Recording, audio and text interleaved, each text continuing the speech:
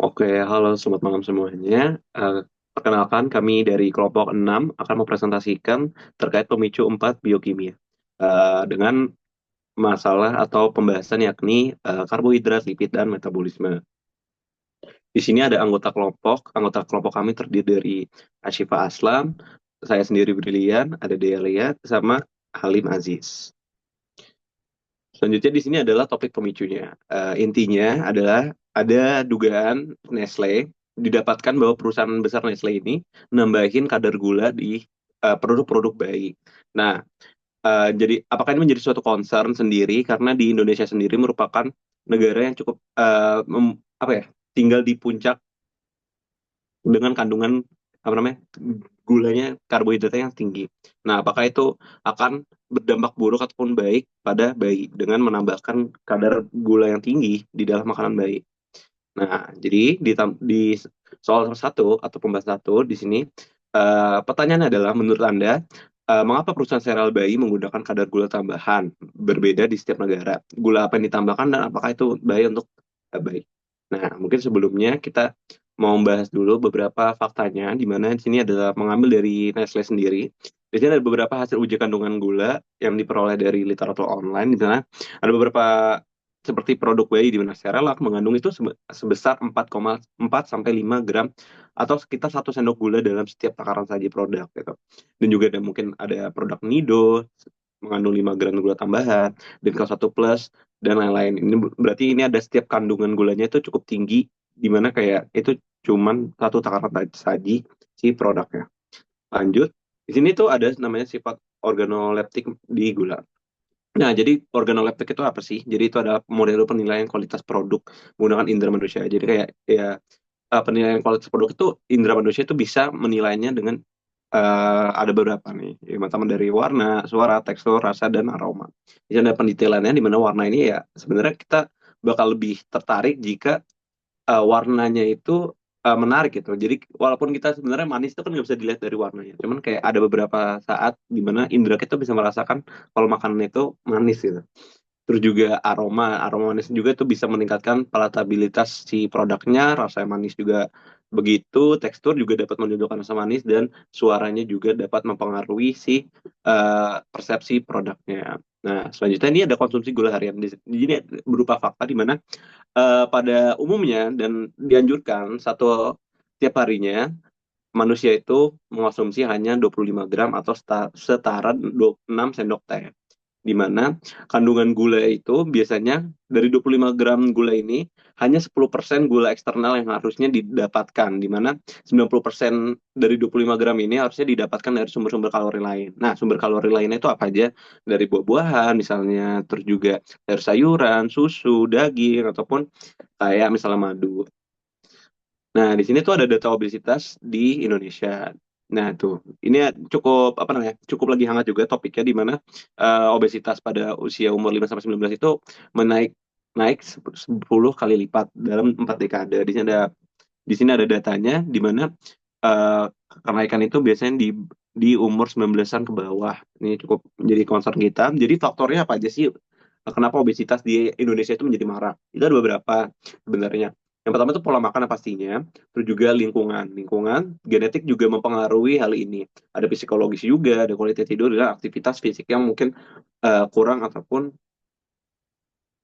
Nah, selanjutnya ini ada sistem pencernaan bayi dan pencernaan bayi. Nah, di sini berarti kita kan tadi mempertanyakan kalau misalnya kandungan gula di makanan bayi itu baik atau enggak.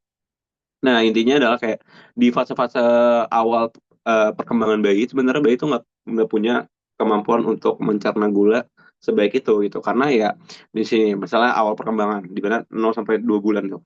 Jadi pankreasnya sendiri aja belum sempurna, terus juga ASI itu lebih dibutuhkan dibanding sumber gula lainnya juga.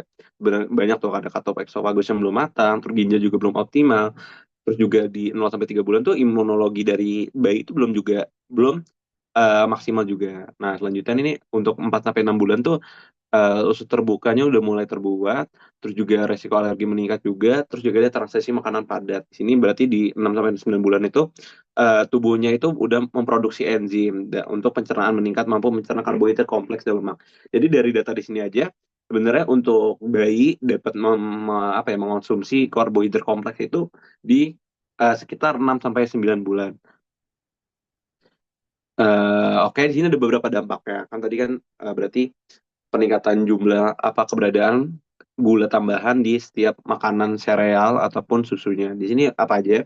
Pertama itu ada obesitas pastinya. Jadi kayak itu bisa meningkatkan berat badan pada anak. Terus juga dari obesitas ini bisa apa namanya meningkatkan resiko jangka panjang seperti diabetes tipe 2, hipertensi dan penyakit jantung. Terus juga kedua itu ada penurunan fungsi kekebalan tubuh. Jadi ini bisa mengurangi kemampuan tubuh untuk melawan infeksi. Itu juga gara-gara gula juga pastinya ada kemungkinan untuk terjadi gangguan kesehatan gigi. Dimana kan pada gigi bayi sendiri itu belum sempurna ya. Jadi itu benar-benar harusnya tetap menjadi concern untuk orang tua memberikan makanannya. Terus juga ini ada gangguan perilaku dan kognitif. Jadi karena ya karena kebanyakan gula mungkin perkembangannya itu jadi nggak maksimal. Oke, sekian boleh dilanjut. Oke, baik. Sebelumnya suara, apakah suara? Ranli. Oke, lanjut ke soal nomor dua, yaitu karbohidrat memiliki peranan sentral dalam sintesis energi di dalam tubuh.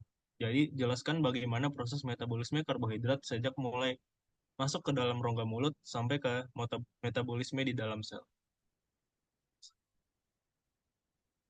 Nah, yang pertama itu ada pendahuluan.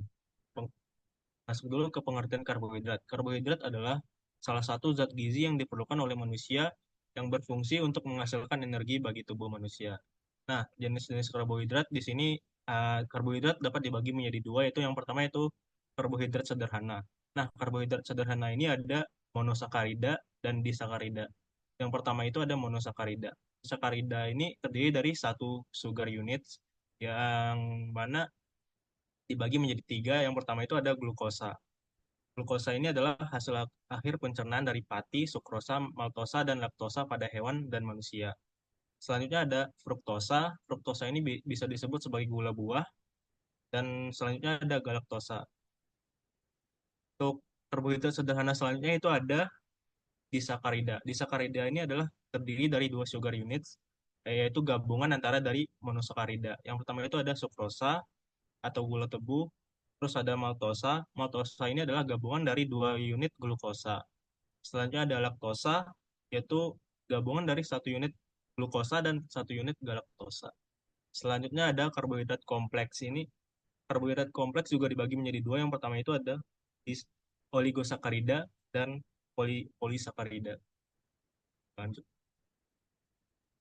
Nah, ini bagian protein yang bagian karbohidrat yang sudah saya jelaskan tadi. Oke, boleh next. Nah, yang pertama selanjutnya ada pencernaan dan metabolisme karbohidrat. Yang pertama itu karbohidrat makanan. Seperti kita makan nasi yang kita makan masuk ke mulut. Nah, di dalam mulut itu ada air liur yang berasal dari kelenjar air ludah yang mengandung enzim amilase. Karbohidrat dicerna dengan bantuan enzim amilase dan karbohidrat dipecah menjadi lebih sederhana menjadi polisakarida, dextrin, sukrosa, ataupun maltosa. Nah, perlu diketahui, nasi mengandung amilum dan amilum tersebut termasuk juga ke dalam bagian polisakarida. Ketika polisakarida bertemu dengan amilase, dia akan dipecah menjadi polisakarida yang lebih pendek. Bisa di, bisa dipecah menjadi dextrin, kemudian bisa menghasilkan sukrosa, laktosa, dan maltosa, tergantung dengan karbohidrat yang dimakan. Oke, selanjutnya ada karbohidrat yang sudah dicerna oleh amilase ini akan masuk ke lambung. Nah, di lambung ini terdapat asam lambung karena amilase ini sensitif terhadap pH, maka di lambung kerja amilase ini terhenti. Lalu masuk makanan akan masuk ke usus halus. Nah, ketika usus halus akan bertemu dengan enzim amilase yang lain, yaitu enzim amilase yang dihasilkan oleh pankreas. Di usus halus, karbohidrat akan dipecah menjadi lebih sederhana lagi, akan menjadi oligosakarida dan maltosa. Nah, nanti akan dipecah lagi oleh maltase, laktase, dan sukrase, yaitu enzim yang dias itu enzim yang dihasilkan oleh sel-sel epitel usus halus. Maltase ini akan memecah maltosa, laktase ini akan memecah laktosa, dan sukrase akan memecah sukrosa. Setelah dipecah, maka gula-gula sederhana ini dapat diserap dan akan masuk ke pembuluh darah. dan selanjutnya akan disalurkan ke dalam hati. Di hati di hati juga terjadi proses, yaitu dilanjutkan lagi ke pembuluh darah, kemudian beredar ke tubuh, dan ada juga gula yang disimpan ke dalam hati tersebut. Kita boleh next. Ketika gula diedarkan ke dalam tubuh, maka akan ada beberapa atau seluruh sel di tubuh kita akan menangkap gula tersebut. Insulin Insulin yang beredar di dalam darah kita akan membentuk sinyal pada sel-sel di dalam tubuh kita untuk menangkap darah yang beredar di dalam tubuh. Jadi seperti slide sebelumnya, setelah masuk ke usus halus dan akan dipecah menjadi monosakarida, salah satu monosakarida yang beredar itu adalah glukosa. Glukosa akan masuk ke dalam sel tubuh kita, tentunya akan melewati membran sel terlebih dahulu, dan setelah memasuki sel, melalui membran sel, lalu dia akan memasuki sitoplasma. Di sitoplasma ini terjadi peristiwa glikolisis, atau yaitu tahapan metabolisme pertama pada karbohidrat, sehingga akan menghasilkan pirufat. Nah, pirufat di sini akan mengalami metabolisme lebih lanjut, dan ada terjadi dua kemungkinan. Yang pertama itu jika tidak ada oksigen, dan yang kedua itu jika ada oksigen. Ya, yang pertama ketika oksigen terbatas atau tidak ada, maka akan mengalami fermentasi anaerob dan akan menghasilkan etanol, laktat, dan lain-lain. Selanjutnya, ketika tersedia oksigen, maka pirufat akan dioksidasi menjadi asetil-CoA dan masuk ke dalam mitokondria. Nah, di dalam mitokondria akan terjadi siklus Krebs atau siklus asam sitrat. Ketika glikolisis ketika glikolisis akan menghasilkan ATP. Ketika siklus asam sitrat juga akan menghasilkan ATP. Nah, boleh next. Nah, bila kita lihat di bagian ini, glikolisis hanya menghasilkan 2 ATP. Siklus Krebs hanya menghasilkan 2 ATP, dan ATP ini terlalu sedikit. Maka bagaimana cara tubuh untuk memperoleh banyak ATP? Nah, bisa dilihat selain ATP, ternyata glikolisis juga menghasilkan NADH. Pada saat pirufat diubah menjadi asetil-CoA juga menghasilkan NADH, dan pada siklus Krebs juga akan menghasilkan NADH dan FADH. NADH dan FADH ini akan diproses lebih lanjut di dalam mitokondria, dan peristiwa tersebut juga dikenal sebagai fosforilasi oksidatif. Pada fosforilasi oksidatif ini terjadi transfer elektron. Nah, jumlah NADH dan FADH akan menentukan jumlah ATP yang dihasilkan melalui peristiwa fosforilasi oksidatif. Oke, boleh. Next.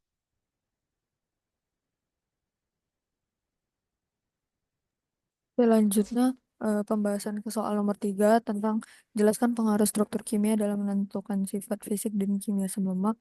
Mengapa proses penggorengan suhu tinggi itu lebih disarankan menggunakan minyak sawit dibandingkan minyak zaitun? Oke, boleh lanjut. Nah, di sini kita mengenal dulu bagaimana struktur kimia dari asam lemak jenuh dan asam lemak tak jenuh sebelum mengenal struktur minyak zaitun dan juga yang lainnya. Berikut perbedaan strukturnya. Di sini bisa dilihat asam lemak jenuh tidak memiliki double bond di antara ikatan karbon dengan karbon lainnya, sementara asam lemak jenuh itu memiliki double bond. Dan asam lemak tak jenuh itu memiliki bentuk cis dan juga trans yang bisa dilihat pada gambar. Oke, boleh di next. Eh, untuk asam lemak jenuh itu pengertiannya adalah asam lemak yang memiliki rantai karbon yang hanya mengandung ikatan tunggal, sehingga semua atom karbon terikat maksimum dengan atom hidrogennya. Nah, contohnya di sini adalah asam palmitat. Oke, boleh lanjut. Nah, untuk asam lemak tak jenuh itu ada dua perbedaan, yaitu berdasarkan konfigurasi dan juga berdasarkan jumlah double bond. Pengertiannya adalah asam lemak tak jenuh, yaitu asam lemak yang memiliki satu atau lebih ikatan ganda dalam rantai karbon yang menyebabkan adanya lekukan pada struktur. Nah, di sini ada yang konfigurasi itu ada cis dan trans, dan juga berdasarkan jumlah double bondnya itu ada MUFA dan juga PUFA. MUFA itu pengertiannya monounsaturated fatty acid dan PUFA polyunsaturated fatty acid. Dan berikut gambarannya. Oke, boleh dilanjut.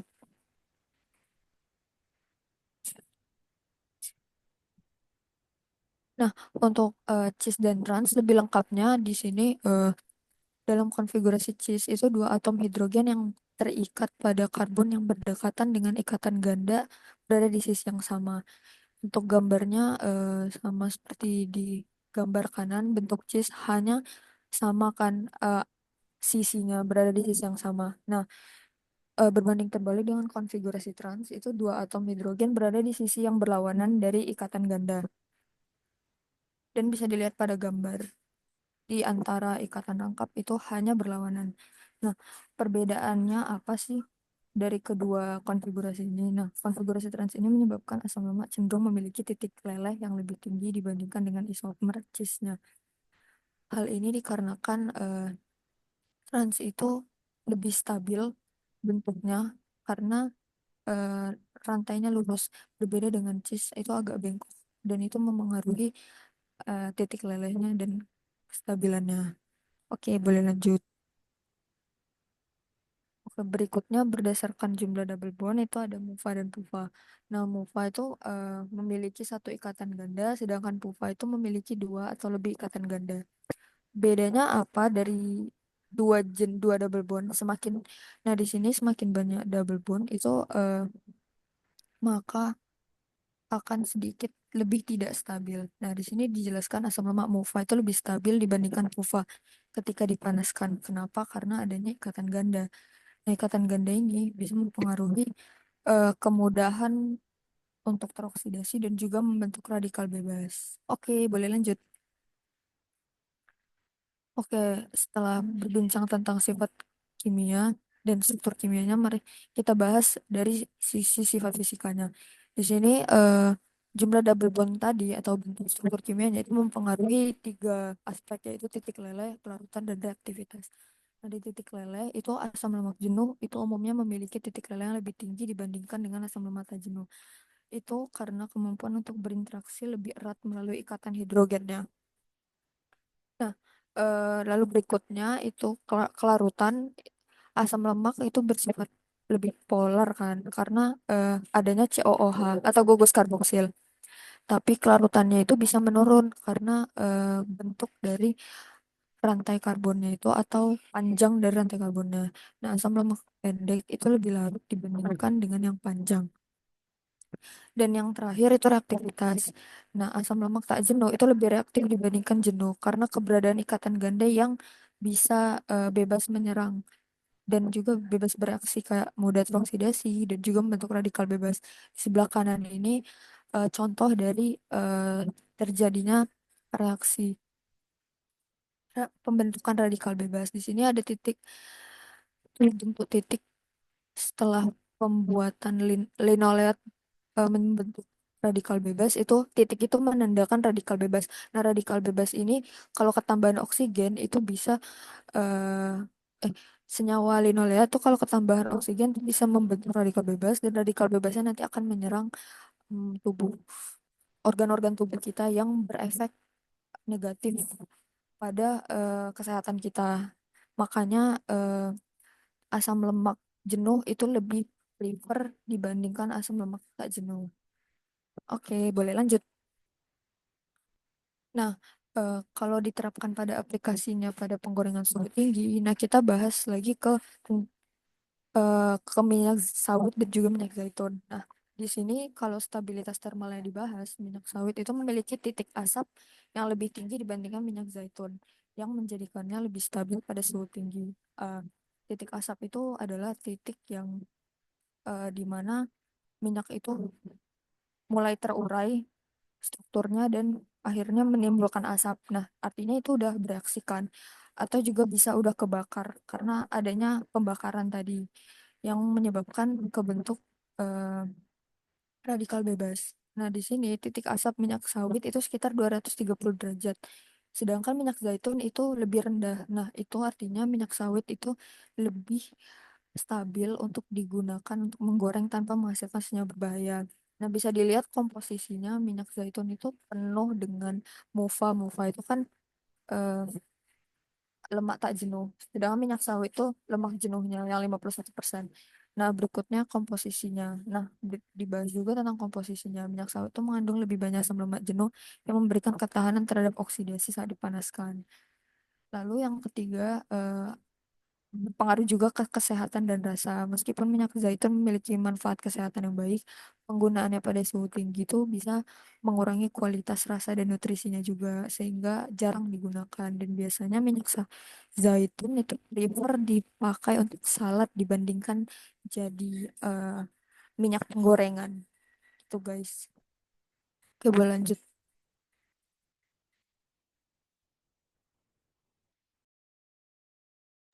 Baik, lanjut ke soal berikutnya, yaitu soal nomor 4. Label pangan merupakan suatu hal yang sangat sensitif karena mempengaruhi psikologis konsumen dalam memilih atau menolak sesuatu produk pangan. Pemerintah melarang produsen mencantumkan klaim non-kolesterol pada minyak nabati. Apakah kalian setuju dengan larangan pemerintah? Dan mengapa konsumsi gorengan yang digoreng dengan minyak sawit dianggap meningkatkan kolesterol? Kita boleh next. Ya, mengacu pada peraturan Kepala BPOM RI tahun 2011 tentang pengawasan klaim tentang label dan iklan pangan olahan. Nah, di sini terdapat beberapa larangan untuk mencantumkan klaim yang pertama itu ada memuat pernyataan bahwa konsumsi pangan tersebut dapat memenuhi kebutuhan semua zat gizi esensial. Yang kedua, memanfaatkan ketakutan konsumen. Yang ketiga, menyebabkan konsumen mengkonsumsi suatu jenis pangan olahan secara tidak benar dan atau menggambarkan bahwa suatu zat gizi atau komponen dapat mencegah, mengobati, dan menyembuhkan penyakit. Kita boleh jelaskan.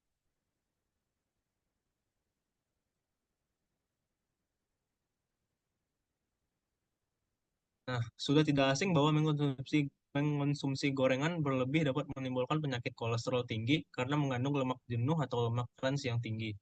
Namun, akibatnya banyak persepsi bahwa salah satu bahan utama gorengan yaitu minyak sawit mengandung tingkat kolesterol yang tinggi.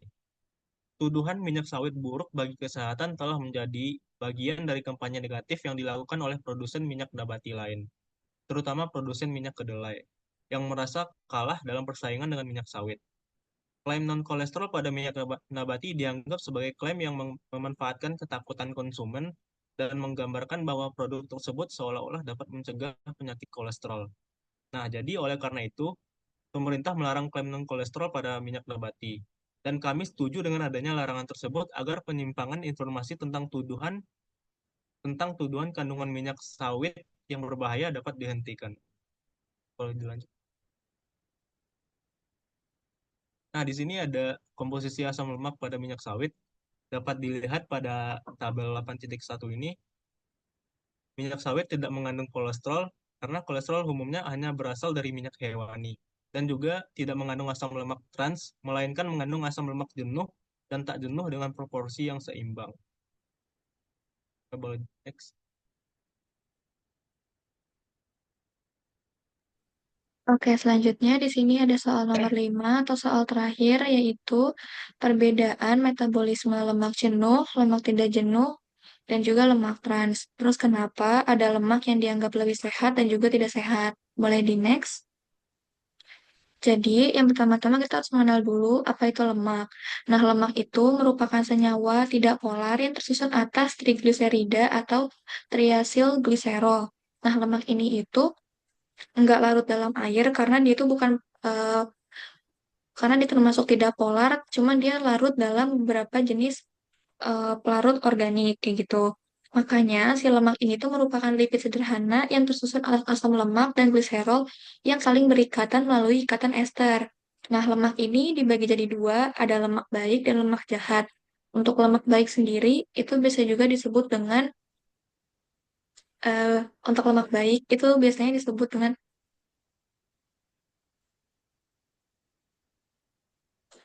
disebut juga sebagai lemak tak jenuh. Kenapa? Karena lemak ini itu bermanfaat untuk karena lemak ini bermanfaat bagi tubuh untuk struktur kimianya. Karena struktur kimia itu tersusun atas rangkaian atom karbon yang masih bisa ditambah dengan atom hidrogen lainnya. Terus kalau misalkan lemak jahat, itu tuh ada dua.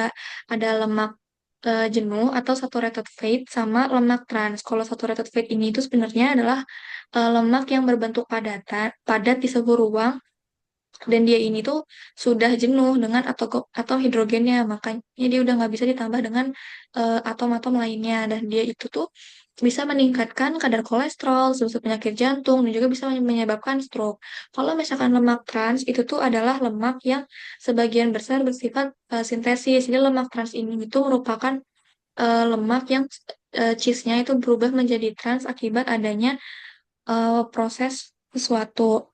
Nah, lemak trans ini itu bisa menyumbat pembuluh darah, serta meningkatkan kolesterol jahat, terus juga menurunkan kolesterol baik. Boleh di next.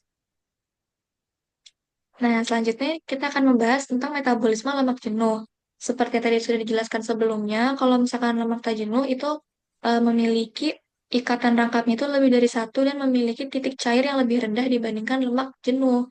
Nah, kenapa? Karena dilihat dari metabolismenya, yang pertama nih, si lemak tak jenuh ini itu bisa disintesis dari asam lemak jenuh. Nah, prosesnya itu dikatalis sama enzim yang disebut juga sebagai sistem desaturasi asam lemak yang terjadi pada mikrosom. Nah, si ikatan rangkap yang pertama ini itu pasti bakalan terbentuk atom sebanyak C9 atau C10. Asam lemak mononoid ini tuh merupakan asam lemak dengan satu ikatan rangkap. Nah, selanjutnya nanti itu bisa disintesis dengan enzim yang sama untuk menjadi asam lemak polinoat. Terus nanti bakalan ditambahkan satu atau beberapa ikatan rangkap lagi. Nah, terus nanti untuk ikatan rangkap yang kedua dan seterusnya itu bakalan terbentuk karena gugus karboksil dengan jarak 3 atom C dari ikatan rangkap yang sebelumnya.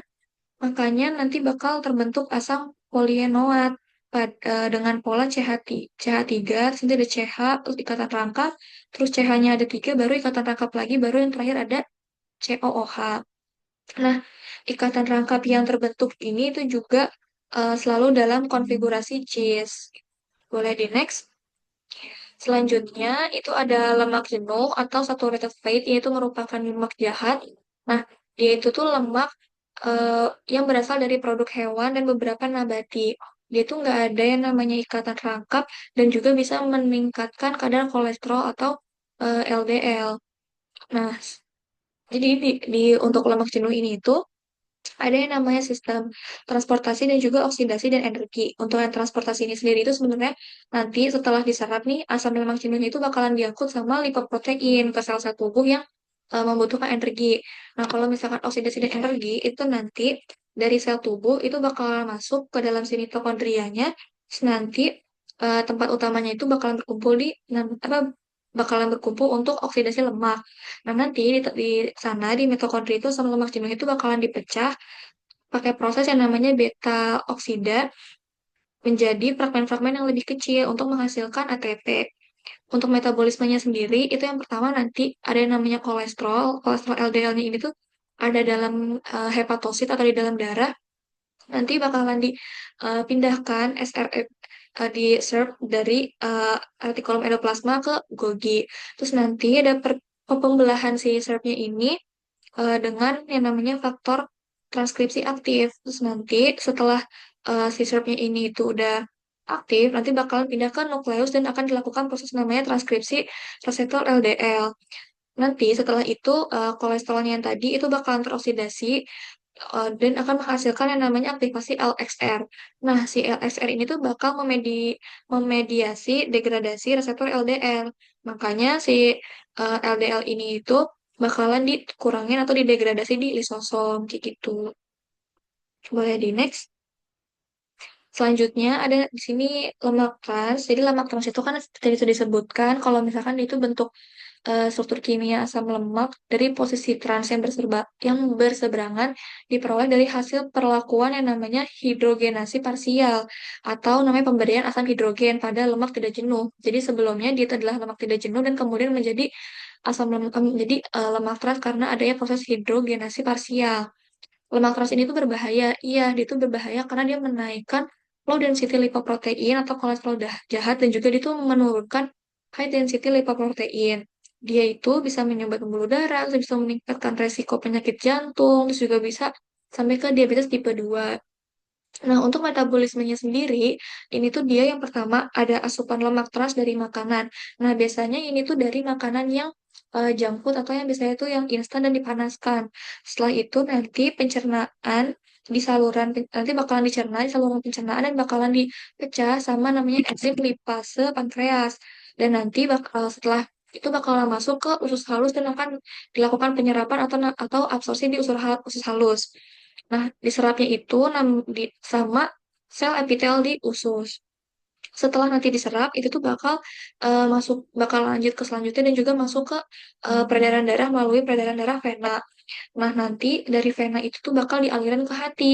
Nah, di hati itu juga nanti bakalan apa sih darahnya itu mengangkut LDL sama VLDL-nya ini. Nah, nanti kalau misalkan udah bakal terjadi penumpukan di jaringan. Nah, penumpukan di jaringan ini itu nanti menyebabkan yang namanya dampak metabolik. Yang dampak metabolik ini itu merespon adanya peningkatan kadar LDL sama menurunkan kadar HDL kayak gitu. Dan untuk proses lemak trans ini itu tingkat penguraiannya itu sangat lambat. Makanya kenapa lemak trans itu lebih berbahaya daripada lemak eh, tak jenuh. Daripada lemak jenuh. Oke, mulai di next. Jadi untuk perbedaannya itu, kalau misalkan secara sumber utamanya, lemak jenuh itu kan bisa ditemukan di produk hewani, kayak daging, mentega, susu. Terus kalau misalkan lemak tak jenuh itu dari kayak kacang-kacang, ikan, terus minyak zaitun, terus juga minyak nabati. Kalau lemak trans sendiri itu dari produk olahan. Nah, untuk konfigurasi kata rangkapnya, kalau misalkan lemak jenuh, itu tuh nggak ada. Kalau lemak tak jenuh, itu yang cheese, yang paling umum. Kalau misalkan si lemak trans ini tuh, lemak trans itu ada ikatan rangkap si trans karena dia sudah mengalami yang namanya hidrogenasi parsial kan berubah tuh dari cisnya ke trans. Untuk dampak metaboliknya sendiri, kalau lemak jenuh itu meningkatkan LDL atau lemak jahat. Kalau misalnya lemak tak jenuh, dia itu menurunkan si lemak jahat nih, kolesterol jahat dan juga meningkatkan kolesterol baik. Kalau misalkan si lemak trans ini, dia itu meningkatkan yang jahat dan menurunkan yang kolesterol baik. Untuk absorpsinya itu sendiri, ketiganya itu diserap oleh asam lemak bebas dan juga monogliserida. Oke, boleh di next. Nah, selanjutnya ini adalah beberapa referensi yang kami gunakan. Oke, cukup sekian presentasi dari kelompok kami. Terima kasih kepada Bu Retno telah mendengarkan. Eh, Kami akhiri. Wassalamualaikum warahmatullahi wabarakatuh.